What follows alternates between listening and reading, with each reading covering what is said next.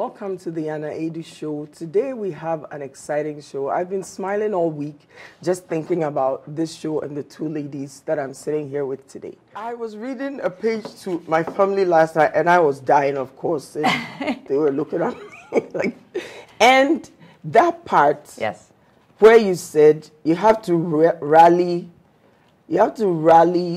a grief team. A grief team, yeah. I thought that was amazing.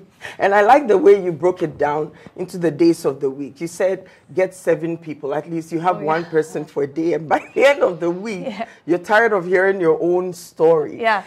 I'm trying to understand how you got so practical about it. You know what I mean? Because you could have ideas in your head and somehow you just don't know how to break it down. But reading this book, you break it down so simple. Like, let's not get philosophical. Yeah. Let's not get all PhD about this situation. Yeah. Let's just go Monday, Tuesday. How did you break it down so easy, like for even the basic reader to understand that? Well, again, I think I just went back to personal experience. I knew, you know, I think it's really easy to write a book when you're coming from what you know to be true. True. So I just wrote, and I have a very short attention span. Like so it had to be in like tip form for me. So because I don't like to read novels, so I want information. So I wrote it that way, and so it just came out naturally that it would be here's what you do on this day, here's what you do on that day, here's the next thing you want to do, and it's short and sweet. Also, people who are grieving have a very short attention span. Right. Because they can't focus. Right. So I wanted it to be a book that they could pick up and go, okay, chapter, like, boom. And it's 3 pages long, and they've got their tip for the day, right? So it wanted to be like that for people who are in that frame of mind. I think a lot of therapists are going to be so angry at you because this is it. This is it. This is the elixir to everybody's life, right? The other thing also is I believe if we can find a way to be miserable, we can find a way to be happy. Yeah, it's so true. You know what I mean? Like, that's a good point. It's a good way of putting it. What I like about your story, though, is it's not uncommon in terms of the fact that people, and people will say mostly women, but men do this too, it's just in a different way. That they really, there's a place where we get caught up in the downside of what's going on in our life, and sometimes that spirals you down to a point of paralyzed. I had a friend who got arthritis immediately when her 2 parents died because she'd spent all this time taking care of them and forgot to take care of herself. Right. And you know, we've heard it a million times. You have to put yourself first, but there's real truth to that because people will get physically ill if they don't. Yeah. If they don't. So it's just, I think in there there's a chapter about going to a spa or doing something for yourself, right? Like whatever that is. Right. But it's really important so that you don't get to that paralyzed place, literally the paralyzed place, you know, because your body can't take it anymore. Assemble a grief team. Yes. And you say the best time to make friends is before you need it. One of the funniest things I liked in there was the fact that people sign prenup, not because they plan to get divorced, but at least they're prepared. That's right. Right. Yeah. Sometimes I think we're afraid to accept that we're miserable. Yes. Right? So assemble a grief to speak a little bit more on that. Because I believe sometimes when we talk about our issues, you know, it's not supposed to be perfect. Well, here's the thing. It's if there's something going on with you that is really traumatic or really you're having trouble and you're struggling with it, if you talk to the same person about this, on and on ad nauseum, you really are going to kill that friend. I mean, really, with your downer, and it's going to get to a point where they don't even want to talk to you anymore. So the grief team concept is really about having a different person on every day to talk to. Right. So it could be, you know, a mother, a sister, a coach, a friend, a neighbor, whatever. It doesn't matter who it is, but you've got somebody there on each day, so that nobody minds giving up one day a week to have an hour cup of tea and talk about your issues, right? You don't want to do that every day as the friend. It doesn't matter how close you are as that friend. You don't want to be on that program. No. So it's better to have all these different people. And the best example I can give you is my mom. When my dad passed away in '97, my mom, not the, of the Stoic generation where you didn't ask for help at all.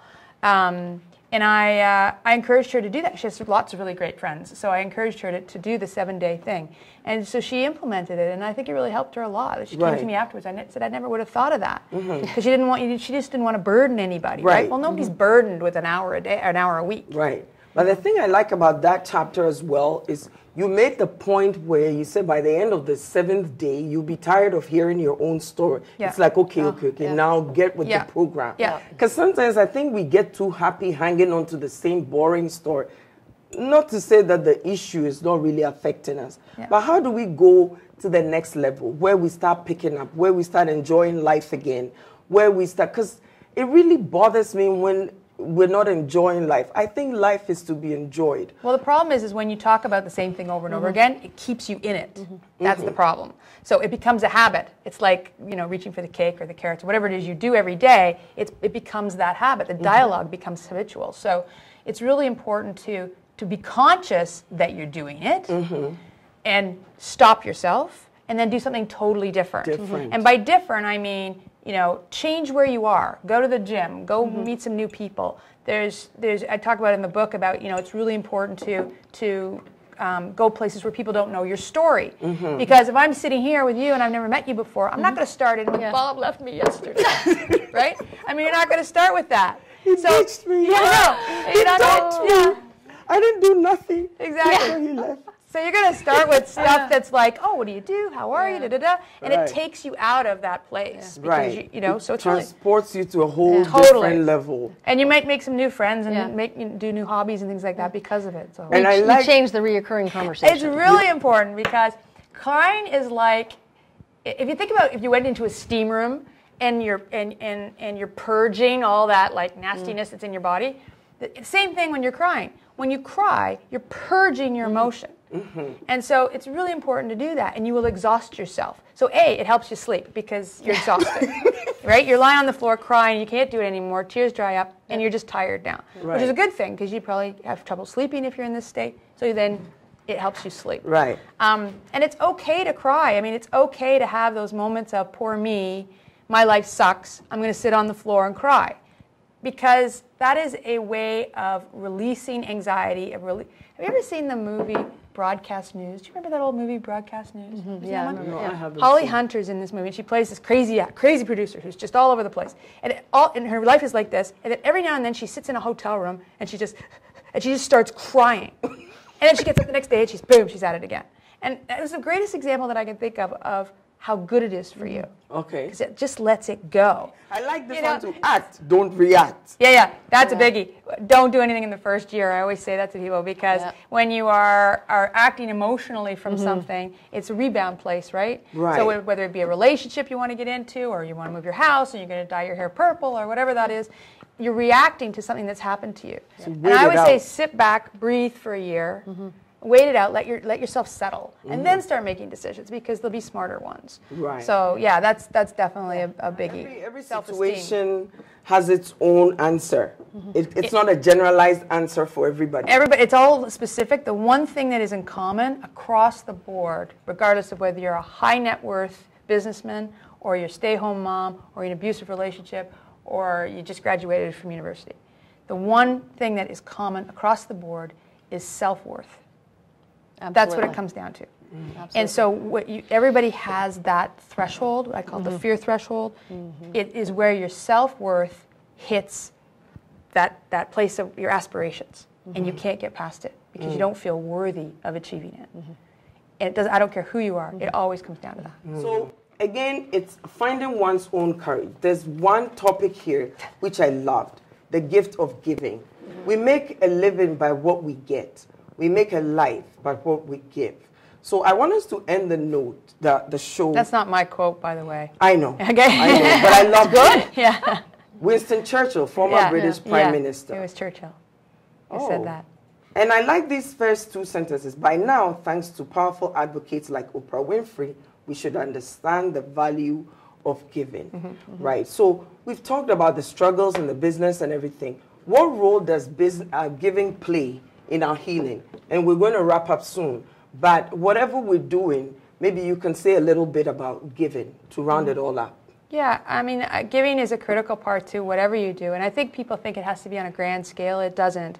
You know, I mean, it could be as simple as, you know, I had laryngitis last week. My sister dropped off some food and ran away from the house. You know, it's like, knock the door. Here's your food. I'm out of here. I'm out. Yeah, but I mean, that's a gift, right? And the thing about giving is that I think the misconception about giving is that giving is a very selfish act, very selfish, because the person who's giving is the one who's getting, and that's why giving is so great in terms of making yourself feel better. That's why it's an important part of life, because if I give you something, I walk away thinking, God, I feel good about that, right? It does. And so do you, but it's about me now, right? So really. Yesterday, a lady, an older lady, I did something for her, and I was like, thank you, ma'am. Have a nice day. You enjoy what you're going to do. She stopped, turned, looked at me, and she goes, you're a very nice person.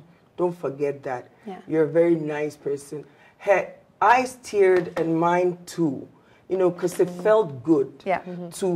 I spoke to her gently and gave her the respect that she deserved and everything. So wherever you are, this topic, today's show has been about finding one's own courage. So don't sit on your courage. Whatever it is, find that team that can support you. Find somebody who's been where you are, who can tell you you're not going to lose your mind, you're going to be okay. It's been fun talking to both Caird and Odette. This is not going to be the end, because whatever it is that these two ladies are on, Miss Anna wants to find out and be on it too. So I'll be back with them again, talking to them, laughing with them, enjoying life with them, and all of us going to success together to impact the next generation. So ladies and gentlemen, again, it's the Anna Aidoo Show. Today's show is finding one's own courage. Be encouraged, be inspired, and we'll see you soon. Thank you.